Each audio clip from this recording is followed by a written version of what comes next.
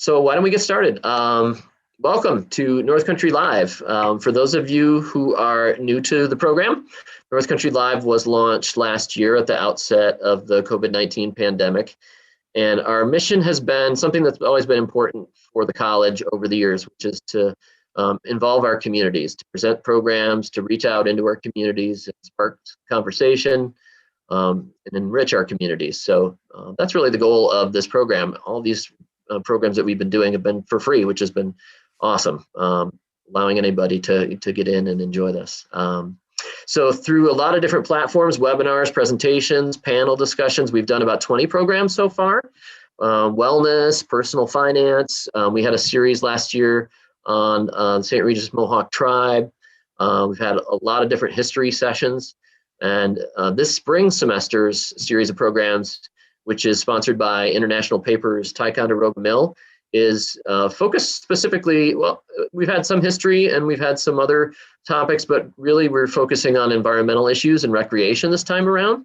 So we did the water quality panel last week, and then 2 weeks ago, we had a nice discussion about some of the management proposals that have been put out for the High Peaks region. And we're going to keep it going in the next few weeks with some more sessions, a little bit more focused on hiking and birding and gardening as we get a little closer to spring. So we're going to pivot a little bit there too. So tonight, we're excited to partner with the Wild Center's Youth Climate Program to bring in a group of climate leaders, all of whom have had a connection to the Youth Climate Program, or many of them are alumni or have been involved in Youth Climate Program initiatives. So that's the common denominator here. So I want to thank the Wild Center's Youth Climate Program, to Jen Kretzer, to Aaron Griffin in particular, for helping to make this happen tonight. And they're all here today to share their experiences and ideas for climate action. Before we do that, I do want to introduce two science faculty members here at the college who are going to be hosting with me and helping us further the discussion. And the first is Dr. Judy Steinberg.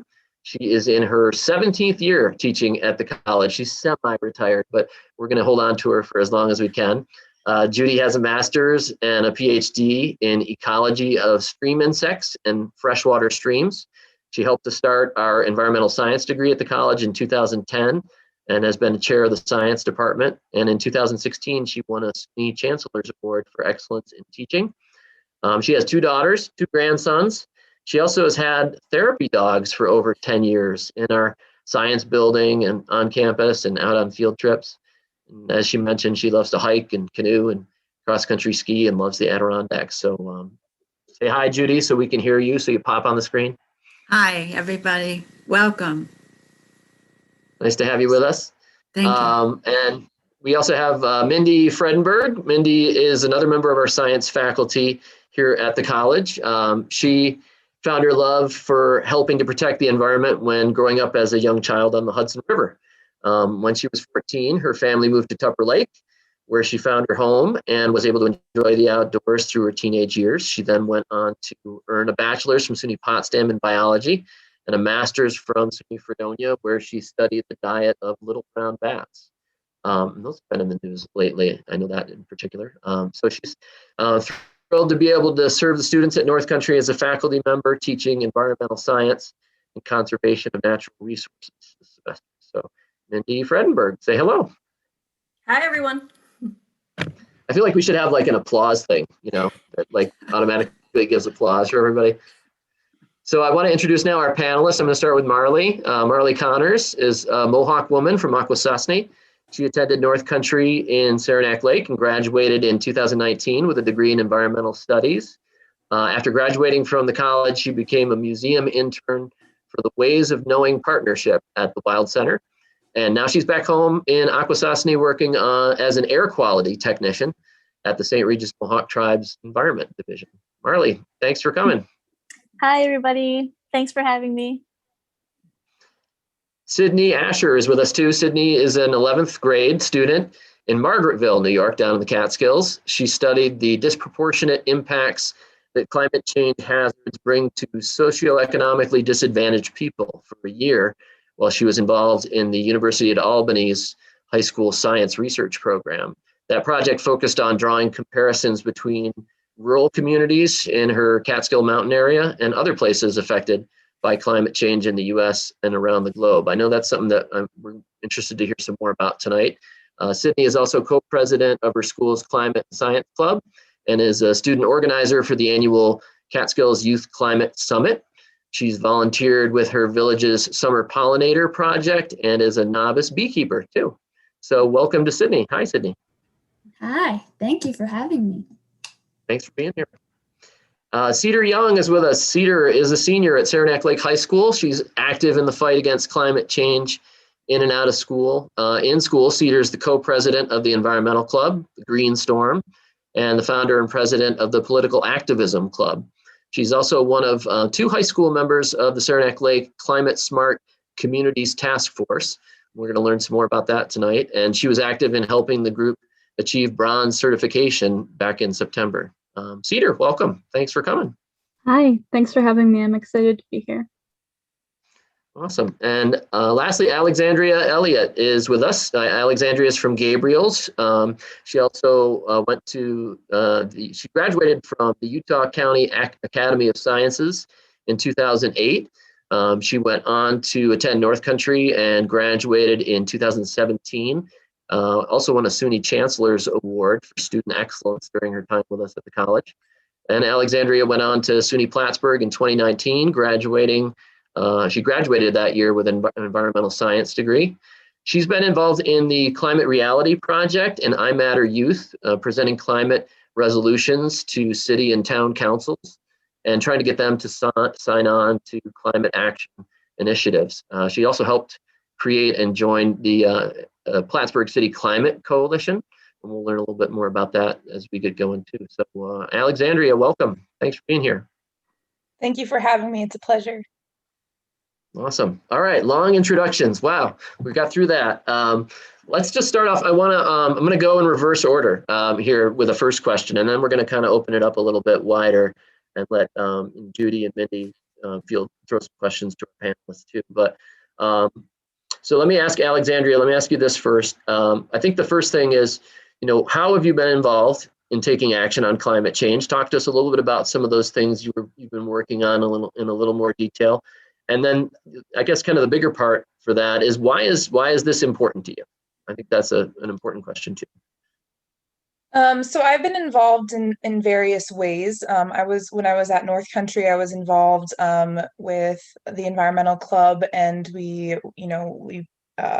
would hold Earth Day events, and we'd try and get the college to take different climate action in conjunction with our Youth Climate Summit goals that we made at the Climate Summit. And then I went on to really get into more of a political aspect of it because I just felt like progress was moving too slowly on a political scale. So that's how I got involved with the I Matter Youth, and I helped present a climate inheritance report card to Saranac Lake. And then when I went on to SUNY Plattsburgh, I got really involved with the local 350 and the Climate Reality, and we kind of all worked together, as well as like the Plattsburgh High School Green Team, to present a climate inheritance resolution to Plattsburgh City Common Council, and really encouraging both of those cities and towns to like take a look at their environmental impact and try and create goals and to move forward. I think it's important to me because I have watched a lot of winters changing, and like knowing that the childhood that I had might not be there for future generations is really heartbreaking to me. And I'd like to try and preserve some semblance of that beauty for other generations to enjoy. And, also, it's just like the environment makes me really happy and I want to protect it. Terrific. Alexandria, I want to ask, while you mentioned, working with these municipalities, and you don't have to call them by name, but how challenging is it sometimes to get, local officials to sign on this? Has it been, relatively easy, or is it something you've really had to kind of work at to try and find support for, what you've been presenting to them? I think it's kind of a mixed bag because sometimes you'll have, like, I remember working with Plattsburgh.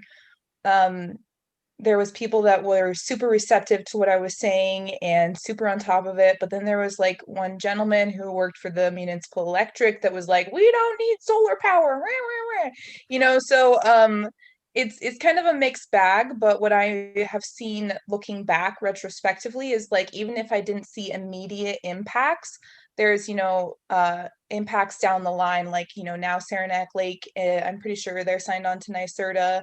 And so, the city of Plattsburgh has signed on to those kinds of things. And so they didn't necessarily like do exactly what we asked when we presented, but they did something. So I think it's important to kind of, realize you might not know what impact you're having now, but 2, 3, 5 years down the line, there could be a huge impact. That's important. Absolutely. To keep plugging away at it, right? Mm-hmm. Cedar, let me ask you the same question. Tell us a little bit about some of the things you've been involved with in terms of climate action and why it's important to you. So I started out with climate action through the environmental club at my school. Through there, I found out about the Youth Climate Program and started working on planning the Adirondack Youth Climate Summits, annual events, and also through that program, I began traveling to other summits and speaking there and learning and meeting a ton of great people who have taught me a lot about climate change. And from there, I learned about the Climate Smart Communities program, and that one was starting in Saranac Lake, my town. And I decided that, of course, I wanted to be a part of that. And I became one of the youth representatives there. We've done a lot of work as youth on the task force and outreach, especially social media, something that a lot of the other members aren't quite as adept in. And I don't know, it's been a really interesting experience, especially we just got certified last year for the first bronze level certification. And we had a big press release event that was awesome. We had the DEC commissioner there, and yeah, it was very cool for our town and for me as someone who's aspiring to be a climate policy maker in the future. And honestly, climate change is something that's really important to me because I am terrified of it. I am very scared for my own future selfishly and for the future of all the generations that will come after me. And I'm very scared, and I want to make things better for the kids that'll come after me. I think that's important, especially, every day we're hearing and we're seeing, the impacts, whether it's in our community or elsewhere or out west. And I was on a drive over here, and they were talking about some latest major weather event out west, and climate change and its role in that. So yeah, that's a good perspective to bring. Thanks, Cedar. Let's go to Sydney here next. And Sydney, let me ask you if you can elaborate a little bit on some of the things you've been involved in there in the Catskills. And again, same thing. Why is this an important issue for you, climate change? Yeah, sure. So I think I got involved in climate action probably late middle school. I think it was 8th grade. And I had a wonderful science teacher who convinced me to join our school's climate club. And our school is so small anyway that you know about it right off the bat. And if you want to join, then you just go to the lunch meeting one day. And then through our climate club, I got involved with our Catskills climate group, who it's just a conglomeration of a lot of schools in the Catskill area who come together with the Cornell Cooperative Extension, which is just like this. It's kind of like an organization that helps social issues and just is involved in all of the schools in the Catskill area. So I got involved with them, and then we plan our annual Youth Climate Summit every year. And then like Cedar, I've met Cedar at many summits that we've attended in the Adirondacks, in New York City. And then you just kind of get on the circuit like that. And so, yeah, I've just been a part of this one big community for a while now. And then last year, I got a chance to join the scientific research program at my school. And I got a chance to actually dive into the science of climate change. And I wanted to study like the sociology aspect of climate change and how it's really impacting people, especially in rural areas like my hometown, where there may not be the structure to maybe implement climate policies, or people who are uneducated about climate change. So I did that last year, and that was my big project, and I learned so much. And as for why I'm involved, I think that once you join climate action, you really never stop. I think that probably like all of you, it's just not possible to stop once you're in it, because you're within all of these people who just bounce energy back and forth from one another. And you learn about all of the things that are going on in their world. And you know that if you have an opportunity and you have the privilege to do something about it, then there's no use why you shouldn't. So just as a personal aspect, it's something that I want to take responsibility for. Awesome. Awesome. That's great. A great sort of network of people that, you've been able to connect with and bounce ideas off. I think hopefully we can keep that network going a little bit more tonight. Let me ask Marley to jump in here too on, some of the things that you've been involved in. And again, same question, why is this an important issue for you? Yeah, I really got interested in the whole sustainability movement pretty much right in high school. I took a renewable energy class, and that focused a lot on green building design, and that really piqued my interest. And when I went to North Country, I actually started out in the Wilderness Recreation Leadership Program. But I just felt like I really wanted something deeper. I wanted more science background. So that's why I eventually made the switch into environmental studies. And through that program, it's really taught me how interconnected it all is with our environment, through science.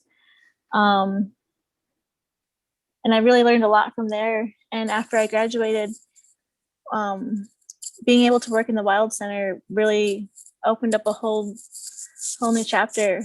I got to get involved in public outreach and educational programs, and it really started a passion for me.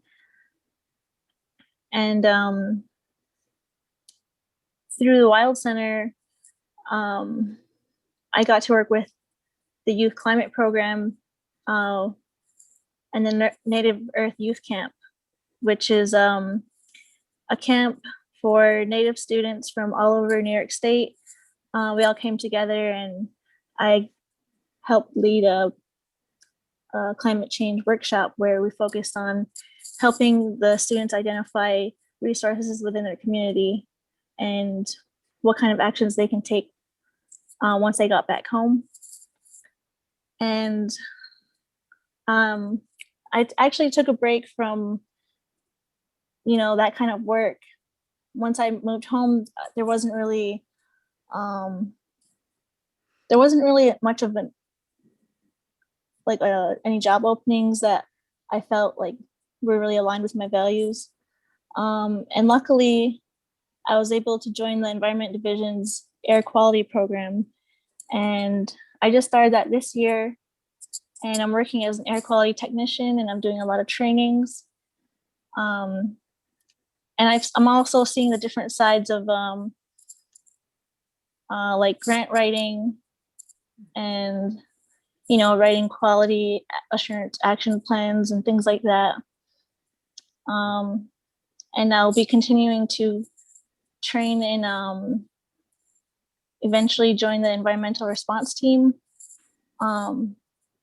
So working with hazardous materials and responding to like oil spills and things like that. Yep. Mm-hmm. So yeah, that's where I'm at right now. And you talked on this, maybe this is important to you. I think you stated that kind of right at the beginning, though, that this is something that you really take to heart. And like, it sounds like you'd agree with what Sydney said, that once you're kind of, this is important to you, you don't want to let it drop. You said the word values, and that really impressed me, that this is something that's that important to you. It's one of your values. Yeah, definitely. And especially being Mohawk, there's so much, the culture is just so connected to the environment.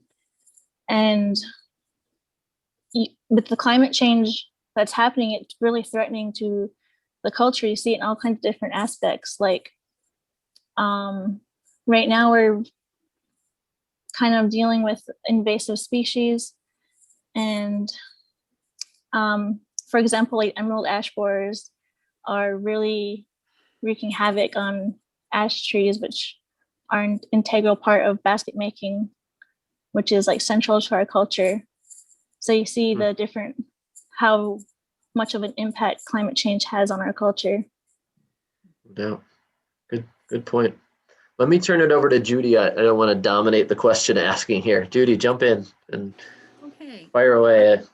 I'm interested in how each of you would approach a conversation with someone that totally doesn't believe in the importance of climate change and what is happening. So feel free to jump in, whoever would like to go first.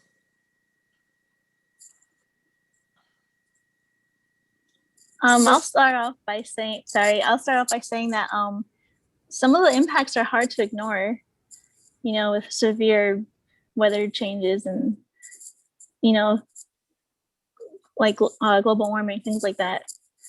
You know, the science is there if you're paying attention. That's true. But sometimes it's hard to convince people to look at the science. They won't read, or they don't acknowledge it. Anybody else had conversations like that at the dinner table with family members? No. So personally, I like to talk about Eustace Foote, who is the scientist who 200 years ago discovered the greenhouse effect.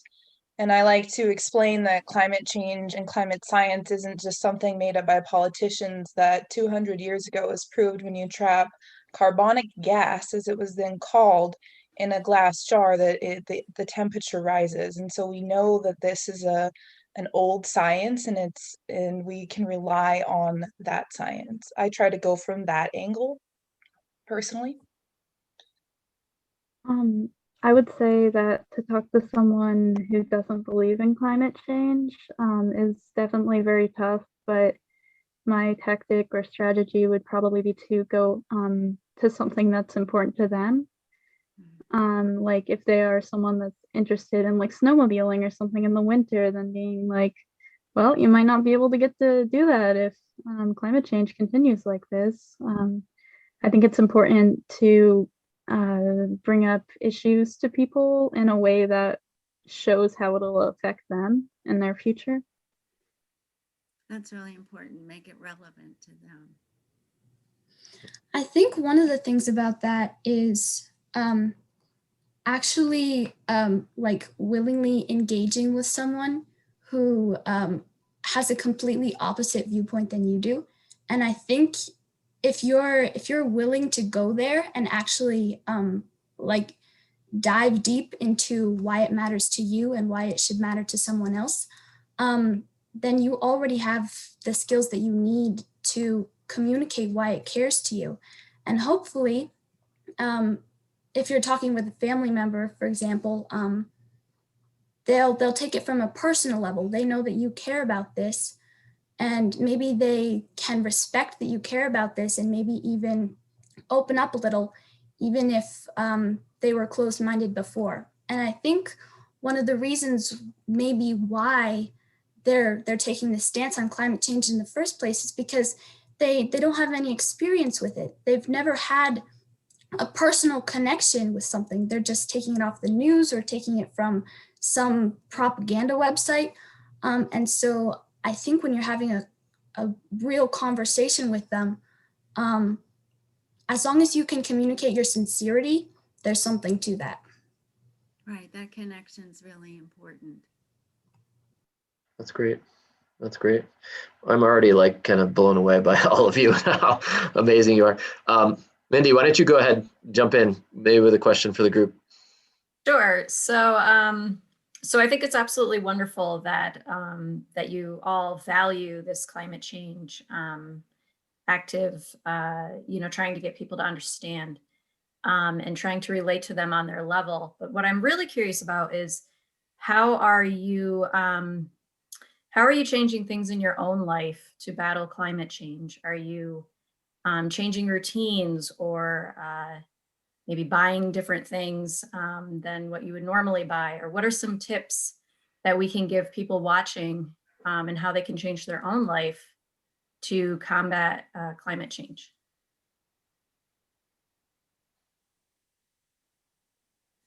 Go ahead, Cedar.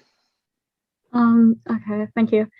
I think one of the worst and best things that I've had happen is just the realization every single time I go to throw something away, I feel guilty.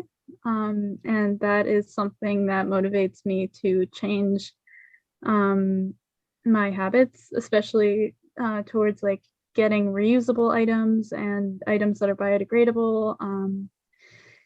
Honestly, those are just kind of some smaller changes that you can make in your life, and changes I've made myself that have been important, but also there are bigger ones like trying to urge yourself, well, I guess make a change yourself or urge friends and family to make those swaps, as well as going for like better, more efficient vehicles or installments of things like solar or geothermal energy in homes. Yeah. Good ideas, good ideas. Anybody want to keep the ball rolling on that question? Yeah, go ahead, Sydney. Yeah, so a couple of months ago, I discovered this really cool resource that you can use, and it's a carbon footprint calculator. And I think there's multiple ones, but it's just these websites online where you can put in just some information about how you live your life. So it's like, what does your diet look like? How much meat do you eat? Like how many miles are you driving on average per week? What does your house look like? Like how old is it? And how much energy are you wasting in your house? And then once you plug in all this information, it will give you these stats on what your carbon footprint looks like, how many Earths would be needed if every single person on the planet lived like you did. And so I think it's a really good resource to use because it shows you what aspects of your life you need to work on. And so personally, when I took this, I was taking up 3.5 Earths in terms of if everyone lived like I did. And so I took steps and I tried to focus on what I ate, because that is huge. I think one of the biggest things you can do is look at how much meat you're eating. And maybe it's a personal choice, but there's a spectrum. You could go vegetarian, or you could cut out meat one night a week or 1 week a month. And it's just those little changes that you can look at in one area of your life. What do you recall offhand what that website is, Sydney? If people wanted to do that, or can you share it maybe with us later? Yeah, I can. I'll find the link. But it's called your ecological footprint calculator. Okay, awesome, great. Alexandria, you're unmuted. I'm guessing maybe you want to jump in there, right? Yeah, so I personally think no action is too small. I think that oftentimes people think, well, it's such a huge problem, I can't do anything, so who cares? But I think it's as simple as, like buying a bamboo toothbrush, like, or there is plastic free conditioner and shampoo now. They're like bars, just like soap, there's little tiny things like that that you can do that reduces your impact on the environment. And then I really would reflect what Sydney said about watching our meat consumption, because people might be like, well, I don't want to be a vegetarian. Well, you don't have to be. You can do something like a meatless Monday, and like you can do something like, well, I'm just gonna only eat meat 1 meal per week, or 1 meal per day, or something. Just the smallest things I think matter, and I think that we can't overlook them. Good point. Good point. Marley, did you want to share anything on that question too? What have you done? What would you do differently? Yeah, I thought it was a really good point bringing up the ecological footprint calculator. When I did that for myself, I was like shocked by how much resources I'm actually using. And one thing that I've really tried to do is recycle more. It's kind of crazy. Like, I have like 3 garbage cans now, and like someone comes over and I'm like, oh wait, that's not the garbage can, it's over there. Save your bottles, things like that. And I have like a giant pile of cardboard that I save, and at the end of the week I'll recycle it. And it's just little efforts like that that really add up. And I think if everyone did that, it would really make a big difference. But the biggest thing for me is just trying to reduce my consumption altogether, whether it's like in forms of like food packaging or even like buying clothes, because a lot of people don't realize how much energy and resources go into making clothes. So like investing in really good quality pieces that you will know you'll wear for a long time really makes a big difference too. I used to like buy clothes all the time and just like, give it away, or, if it gets ripped or something, like throw it out, but really trying to like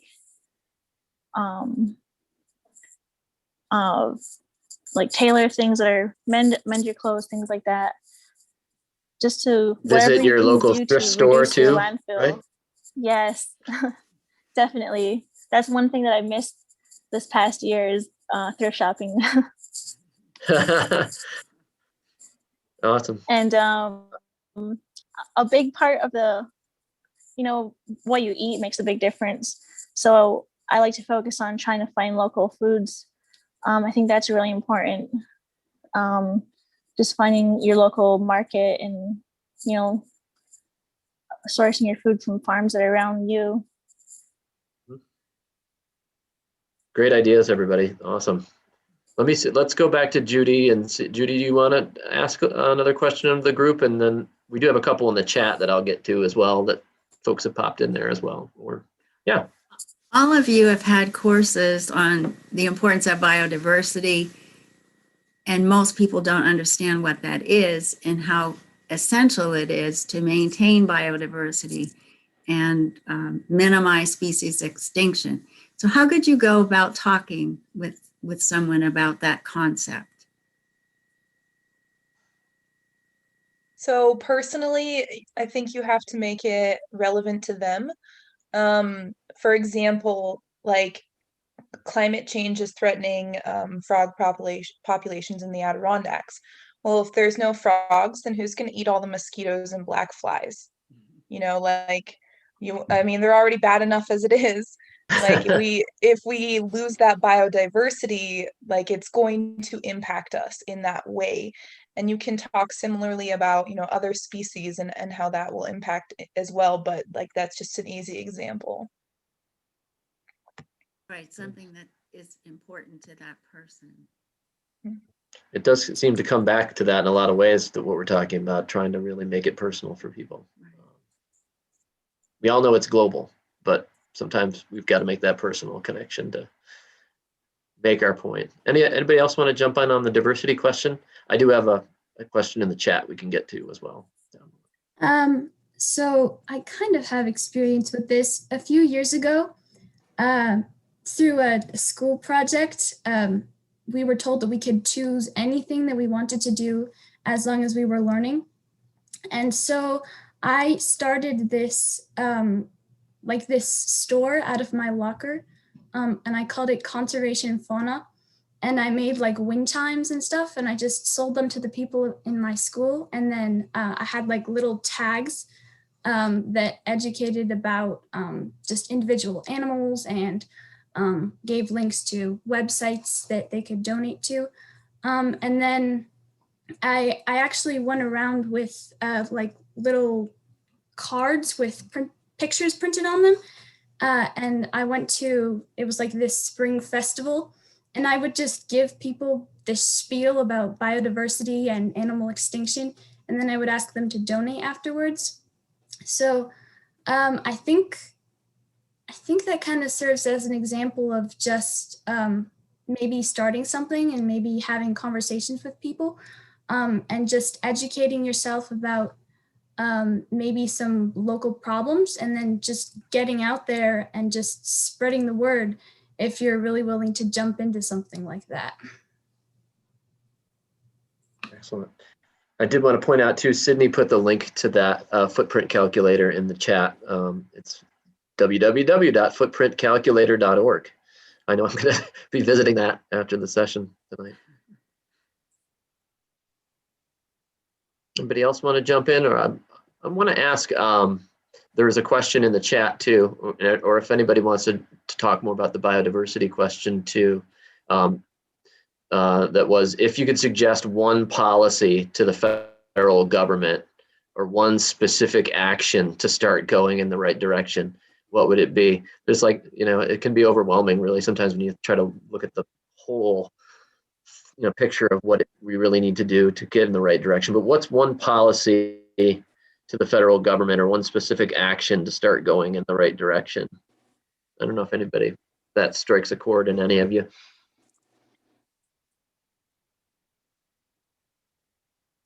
One thing that I thought would be a good idea would be to have to lessen our reliance on fossil fuels. And I always thought, like, the federal government can subsidize so many different things. Why not subsidize like renewable energy, like solar, wind projects, or even like a lot of the fossil fuel companies, don't want to lose out on that money that they're making, but, like have a funnel of that money going towards investing in renewables and start making that transition over. That's one action you'd take if you could. Yep. That's good. Anybody else? If you had ultimate power in the universe, what one thing would you try to change? It could be a federal, it could be policy change that we need. Anything come to mind? Cedar, go ahead. Or Alexandria, yeah. Sorry. I think I would have the world adhere to the goals of the Paris Climate Accord, and even build upon those goals and improve them. Excellent. Yep. Cedar, go ahead. I also agree with both of those answers. I would agree with both of those answers, but I guess as a different thing, I would say it would be really important to have the government incorporate climate change into national educational curriculums. After all the summits I've been to, I've seen the impact that even just one little kid can have on their entire community. And I just think that if the entire country was educated about climate change, we would really be unstoppable in creating any kind of change we wanted. Absolutely. Yep. Good point. Let me go to Mindy and see if Mindy, do you want to pop in with thought or a question for the group? Absolutely. Cedar, what you were just saying really sparked another question, and that is that we do have to educate this younger generation coming up. And so how all of you have been active in your schools, what are some ideas that schools can use to educate the elementary school kids, like maybe some hands-on activities that are low cost to get the younger generation really involved?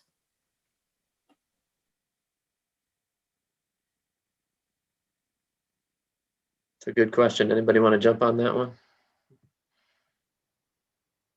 You could speak from experience or things you'd like to see schools do that maybe they haven't done yet. So I think one of the things that's best to do is to lead by example, especially if you have a climate club in your school. And you can get students involved in projects that you're doing in your school. So if you have a recycling program, at my school, we get the after school program to come and help us recycle. And then we just integrated like switching to metal silverware instead of disposable plastic ones. And so we're working on some sort of education thing where we go into the classrooms and kind of explain why we're doing this, and really just explain to the students who may not know otherwise why this is important. So starting on a school-wide campaign of some sort is always a good thing. And then in terms of individual classrooms, there's so many things that teachers can do just to get their kids learning about these kinds of things. And it doesn't just have to be in the science classroom. You could just have a conversation in your history class on the history of the climate movement when you're talking about movements in history, or in your English classes, you could have some sort of writing assignment on climate change and why it is important to you. So just normal things that you would be doing anyway, but on the topic of climate change and environmentalism. Great ideas. Yeah. Any other school related things that we could try to instill out there? I would really like to see schools implementing like community gardens, getting kids to understand where their food comes from. I think that's a really great way to get children involved in why the environment is important. And a lot of times that can even start, pique someone's interest and start learning more about, like the agriculture industry, and teach them about all the different resources that go into growing our food. And a lot of times people don't know like how drastically impacted the environment is by like things like pesticides or fertilizers. So I think that'd be a really great way to integrate that into some of the curriculum. And I think there's some really good points being brought up about changing the curriculum in school. Good.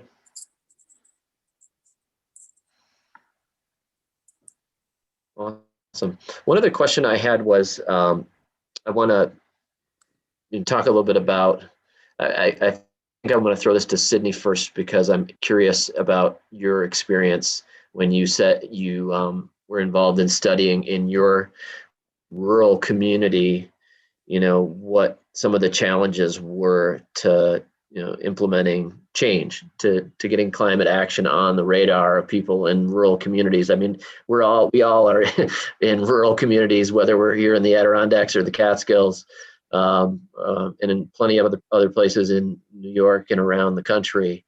So let me start by asking that to Sydney, but I also want to ask, everybody more broadly, like, what are the challenges here compared to other places that maybe, you've had some experience with, learning what other communities are doing, but, maybe that just hasn't been able to happen here. And why is that? What can we do to draw some attention to how to make change in rural areas? So Sydney, let me start with you. Can you talk a little bit about that project and what you learned Yeah. through that?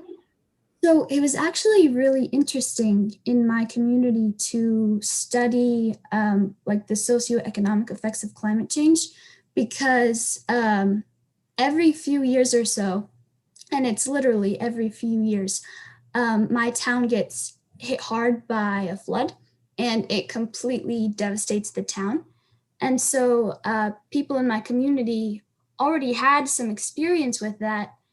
And it was really interesting for me to study because I really got to hone in on like the information in my area in terms of what people's vulnerabilities were. So that would be like their incomes, which is below the national average. In my town, that would be like their households in terms of like age. And so in my community, this was just one example. There were many people who were older and in the event of a flood would not be able to have that independence to maybe evacuate or go somewhere. And so in my town, people really already had experience with this sort of thing and with climate change. And really, it was just that they didn't know about it, or it wasn't brought to them specifically. They knew about it generally, but they didn't really associate the doom and gloom in the news that they were getting about climate change and really connecting it with the effects of climate change that were directly impacting them. So education is super important. And at the end of my project, my program had a symposium that we advertised to everyone in the community. And it was really amazing because the responses that I got from people just listening to my presentation, they were shocked and they wanted to know, what can we do about these sort of things? And so it was just really empowering to see how I could help them to understand the difficulties that they're facing. So I hope that answers your question. Yeah, it does. That's good. Have any other folks experienced some of the same things? I mean, what are some of the obstacles here in the rural, areas that we're seeing when it comes to taking climate action that maybe are really kind of acute to this area or other rural areas around the country? Anybody? Does anything come to mind? Cedar, go ahead. You're unmuted there. Yes.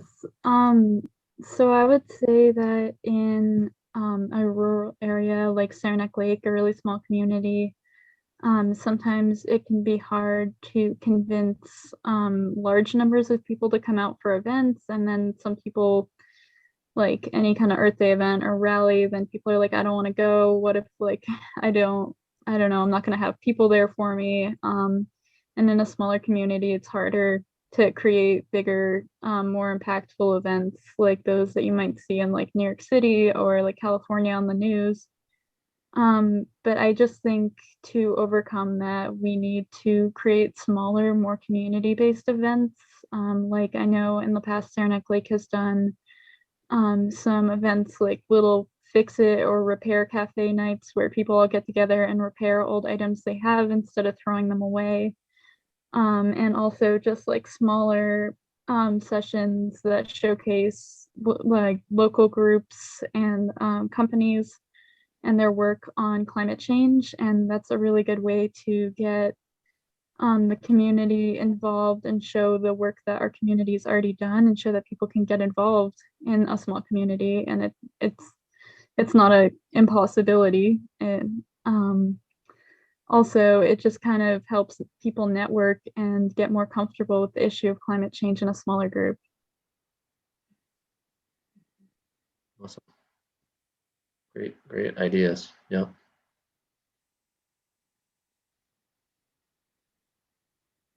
I'll let Judy, do you want to throw in a question for the group, or Mindy, you can too. We got about 10 minutes left, by the way, too. So I'll just remind folks, we're going to wind down in a little bit, but if you do have any other last questions, you can put them in the chat. Go ahead, Judy. Cut you off. Sorry. That's all right. I was going to throw it to Mindy because she didn't get a second round. Go for it. All right. My other question, so methane gas is a large contributor to global warming, and one of the key producers, I guess you could say, of methane right now is coming from food waste. That is, literally, we're throwing food into plastic bags for them to rot and create excess methane. So my question is, in your youth groups for climate action, are you addressing the issue of food waste and how maybe schools could change their behavior in the cafeteria to decrease the amount of methane production? Great question. Jump right in, whoever wants to tackle that.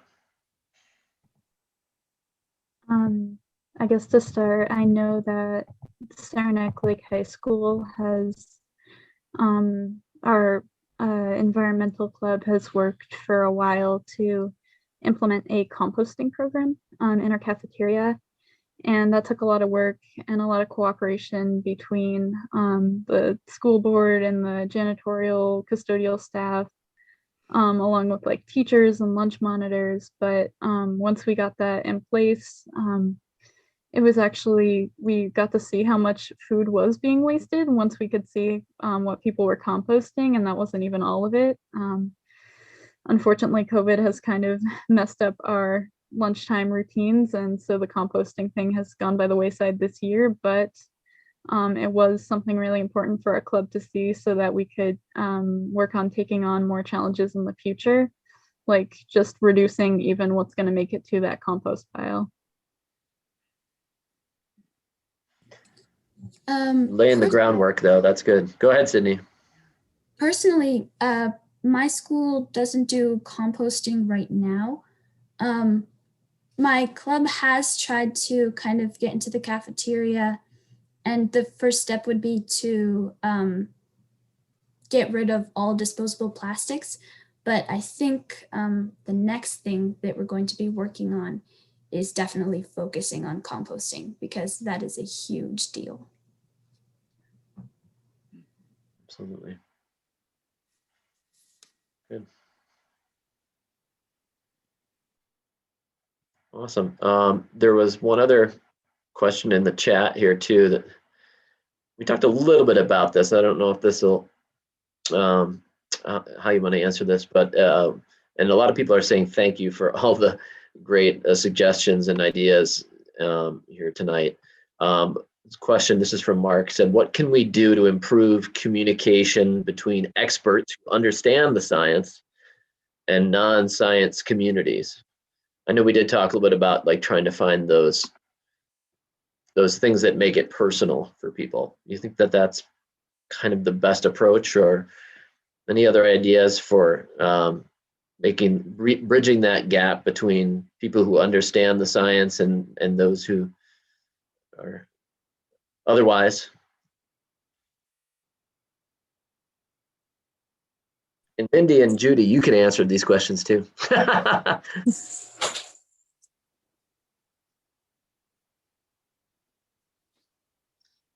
In my experience with that, I think it's really important to have those interpretation skills, to take the science at face value and be able to explain it in common terms and make it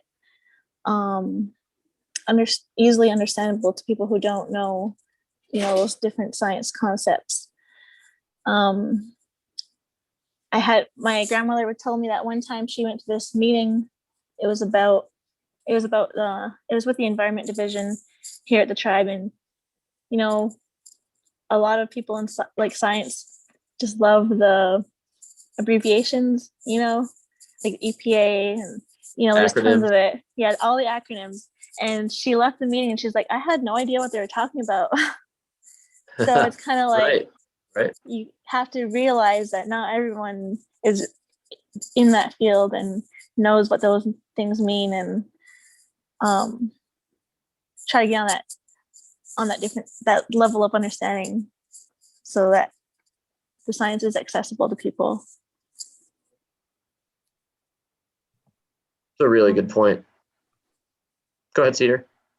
Yeah, I would certainly agree with that. As a member of the Climate Smart Communities Task Force in Saranac Lake, every time that we have a meeting and we start discussing the specifics of an action and looking into what kind of documentation we need, it's pretty overwhelming, and there's a lot of government kind of bureaucratic jargon that's in there that I will often be Googling on the side while I'm in a meeting, because it's definitely hard to understand, especially just coming into it.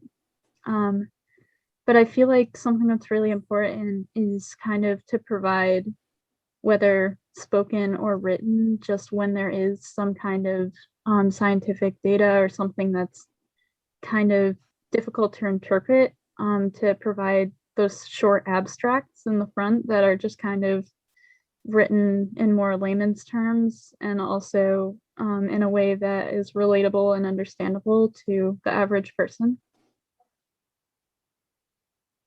Very important. Yeah, that's great. So I think I have a suggestion for this, or at least some thoughts. And I think that, yeah, I'll say this. I think that social media it definitely has its flip sides, but it has vastly improved communication between, in this specific example, between people who do know what they're talking about and are willing to share it, and people who don't really have experience with science like that. And so I think social media is a great place to start, and it's a really great place to sort of condense big information and to at least introduce people to that information. And then people who are at least interested in science can go and research more about it. So it's a good place to start. Yep. Great. Excellent. So we're getting close to the top of the hour here. I think maybe what I'll do is ask each of you this last question, and then we'll see if anybody else has anything they want to add. But I want to be thankful for your time and not keep you longer than we promised. Let's go around and just ask you all sort of, I guess it's kind of a two-part question. One is, what gives you inspiration when you think about climate action? What inspires you to keep doing the things that you're doing and getting involved in the ways that you have? So, what's your sort of inspiration? And then two, what are resources out there that you would suggest to people that might be viewing this either now or watching it later on YouTube? What resources would you send them to, recommend them to find out more, to get more information about how they could get involved? Anybody want to jump on that question first? Your inspiration and some resources out there. And if you don't have answers to both, I'm not going to hold it against you.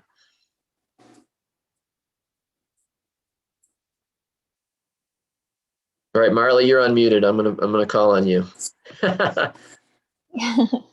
Yeah. One of the things that inspires me, just like what Sydney was saying, is about using social media, for the upside of things, and networking with people that are similar,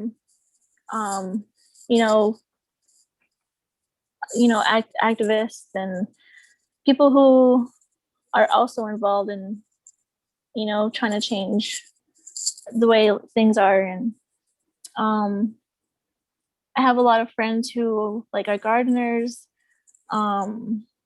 seed keepers. They save seeds and try to find heirloom seeds and keep growing them.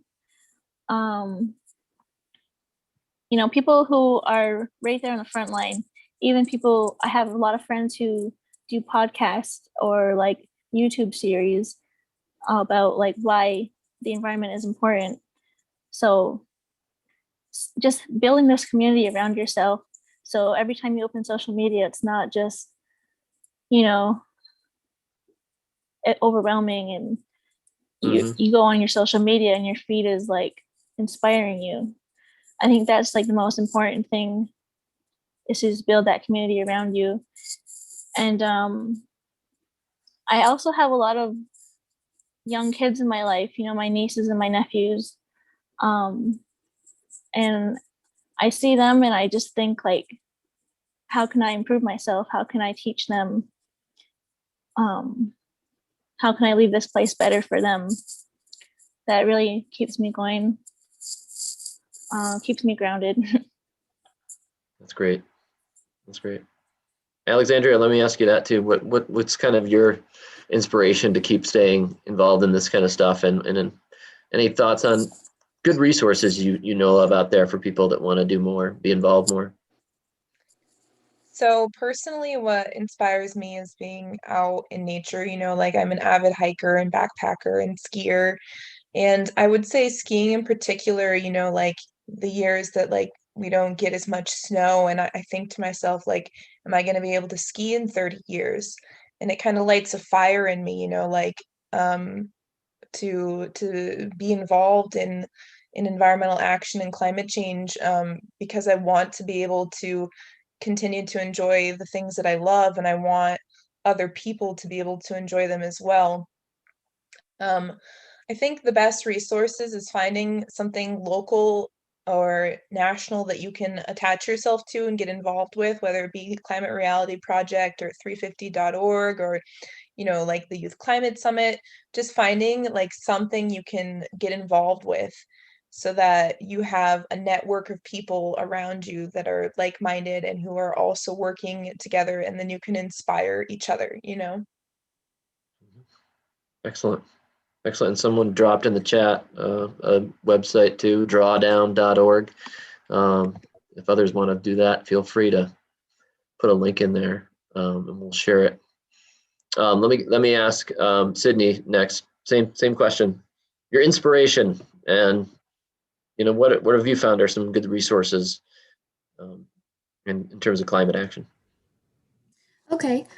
I think my biggest inspiration, other than just like everyone here, like seeing nature and getting out there and taking advantage of all it has, I think one of the biggest inspirations for me is just the people here.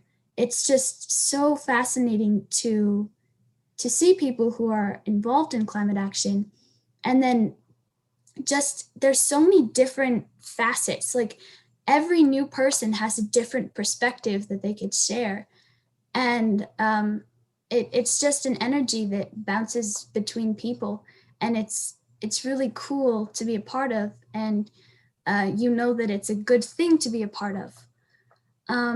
And then through that, I think an interesting perspective that you can take on learning climate change is just trying out reading scientific journal articles.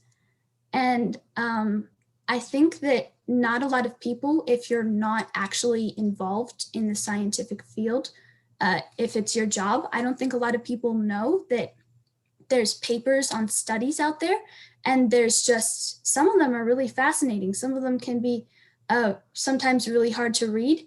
But if you find something that you're interested about, I think it's definitely worth checking out some research on that, because you know that you're learning something and it's going to, you know, it's accurate, and it's really like the most distilled part of something that you can learn about.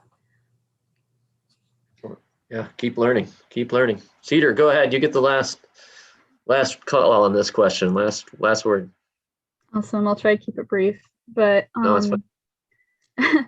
not to sound cheesy, but really what inspires me is conversations like these, as well as like all the climate events I've been to, like conferences and speaking opportunities where I've gotten to network and chat with other people and see the ideas that other people are putting in their communities and schools.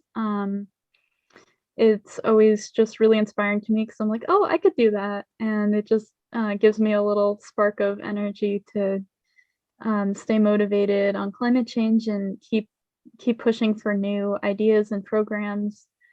And I know Joy Cranker put it in the chat, at least for the panelists, for drawdown.org, but that was exactly the resource I was going to mention.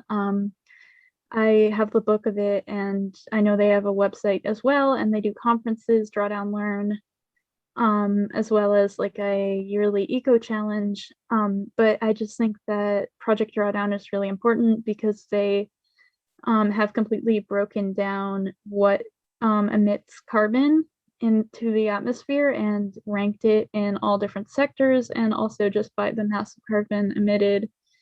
And they just break it down really easily for everyone to understand what is emitting carbon and what you can change in your personal life and push for in your community. And I just think it's a great resource for anyone that is looking to make personal changes or to push for bigger changes. Awesome. And I reposted some of those in the chat because I know our attendees can't necessarily post for everybody to see, but those are there too.